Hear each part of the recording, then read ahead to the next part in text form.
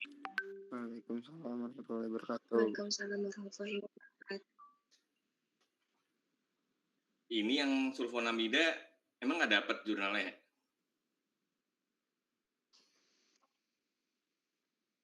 Kelompok sulfonamida katanya nggak dapat jurnalnya. Iya Bapak, nggak dapat jurnalnya. Ya udah, kalau nggak dapat jurnal nanti saya kirim jurnalnya dari saya. Silakan dibahas besok depannya. Harusnya banyak ya orang kita ya praktikum kan titrasi sama spektro ya. Harusnya banyak ya harusnya ya. Oke, saya setting dulu sebentar. Ini tentang beta lactam ya. Sedikit tambahan atau yang materi sedikit ya dari saya. Assalamualaikum warahmatullahi wabarakatuh. Waalaikumsalam warahmatullahi wabarakatuh. Waalaikumsalam warahmatullahi wabarakatuh. Oke, ini sedikit tambahan dari saya mengenai analisis dan farmasi beta lactam. Kita juga sudah praktikumkan ini ya, yaitu adalah salah satunya adalah amoksisilin ya kemarin ya.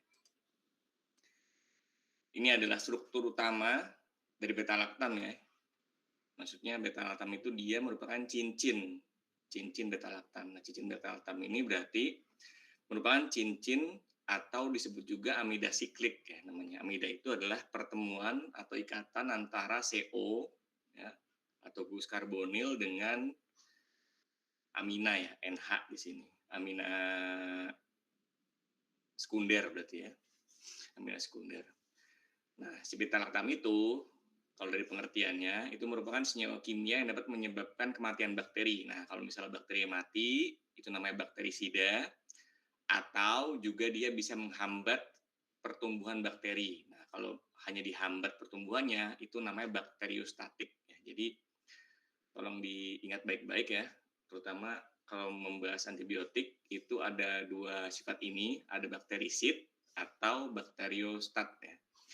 Nah, yang paling bagus yang mana? Yang paling bagus, ya tergantung penggunaannya ya. Kalau kalian ingin mati bakterinya, gitu, atau apa namanya, biotik yang mati, berarti kalian butuh yang sifatnya bakterisid ya atau lebih kuat di situ. Tapi kalau kalian hanya ingin menghambat pertumbuhan bakterinya, itu kalian bisa pilih antibiotik yang sifatnya adalah bakteriostatik. Ya, walaupun di sini beta lactam itu punya keduanya, ya.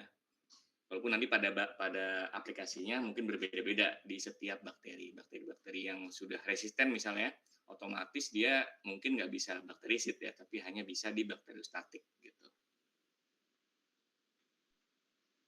Yang tadi juga sudah dibahas, ada beberapa golongan beta lactam ya, tapi yang utama ada dua ini ya. Tadi ada tiga ya. Tapi kalau dari buku ini, dari buku yang saya baca itu ada dua, ada golongan penisilin ya, seperti ini bentuknya. Dan ada juga golongan cefalosporin. Tapi utamanya dia punya cincin beta lactam, yaitu adalah suatu amida siklik di situ ya, ini cincinnya. Nah, bagaimana untuk metode analisisnya? Yang pertama itu tadi ada volumetri ya. Jadi tadi saya dengar ya, volumetri dan juga titrimetri ya. Nah, itu sebenarnya dua metode yang sama ya.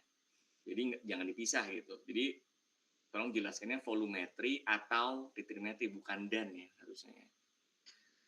Jadi metode pertama adalah metode titrimetri atau volumetri. Tepatnya adalah metode iodometri di situ ya. Jadi kita gunakan iodin ya. Ini juga sudah dilakukan ya di kimia analitik harusnya ya. Tapi pada saat kita analisis dan farmasi, kita masuk ke titrasi kembali dan juga metode spektrofotometri pada saat penetapan amoksisilin ya di situ. Nah, kemudian yang kedua, kita juga bisa gunakan spektrofotometri yang visible atau daerah yang tampak ya. Di sini berarti si beta lactamnya atau obat yang mengandung beta lactam itu kita reaksikan dengan molybdenum thioheksasianat ya, sehingga membentuk kompleks ya, dan juga nanti bisa berwarna di situ. Baru nanti kita baca pada panjang gelombang sekitar dari mulai 400 nanometer sampai 800 nanometer karena dia merupakan senyawa yang terlihat ada punya warna gitu. Nah, sini kelihatan bahwa untuk si beta laktamnya di sini. Di sini dia nguji ke apa nih namanya? 2 obat, ada obat ampicillin dan juga amoxicillin. Dia itu memiliki panjang hampir belum mencapai ini ya, belum mencapai panjang gelombang sinar tampak, jadi sekitar 350-an di sini ya. Nah, kalau misalnya pakai metode yang lain ya, dengan menggunakan indofenol di situ, reaksinya beda ya di sini dengan menggunakan indofenol, dia itu baru bisa dibaca pada panjang gelombang sekitar 700 ya atau 690-an di situ ya. Bisa dibaca dan obat yang digunakan adalah AMX. AMX itu adalah amoxicillin ya, berarti. Nah, selain itu juga si amoxicillin juga bisa dibaca pada panjang gelombang UV di sini nih. Ini yang kita lakukan di lab ya di sini dengan menggunakan pelarut natrium hidroksida atau NaOH ya di sini ya. Ini juga sama nih ya. Konsentrasi dari amoxicillin itu sekitar 8 ppm. Nah, kemudian kita juga bisa menggunakan metode enzimatis. Berarti nanti si amoxicillinnya direaksikan dengan enzim. Enzim yang digunakan itu adalah penisilin asilase ya. Berarti dia bisa putus tuh nanti antara bagian beta laktamnya di sini dengan bagian fenolnya di sini ya. Nah, ketika dia putus ya, nanti dia bisa direaksikan lagi dengan ini nih, ya, reaksi PHGAT. Nah, baru setelah itu dia bisa membentuk 4 hidroksi benzoyl formic acid ya. Nah, di sini dia punya panjang gelombang yang spesifik di situ ya, sekitar 330-an. Oke, mungkin segitu dari tambahan dari saya. Silakan kalau ada pertanyaan. Atau sudah cukup materinya? Bapak mau nanya yang kelompok sulfonamida tadi yang jurnal dari Bapak itu berarti kita tambahin di PPT kita untuk materinya atau kita buat baru Pak untuk PPT-nya? Ditambahin aja nanti tinggal dipresentasikan lagi aja ya. Nanti saya kirim malam ini juga nih saya kirim ke PJ-nya. Oke, baik Pak, terima kasih. Oke, ada pertanyaan lagi?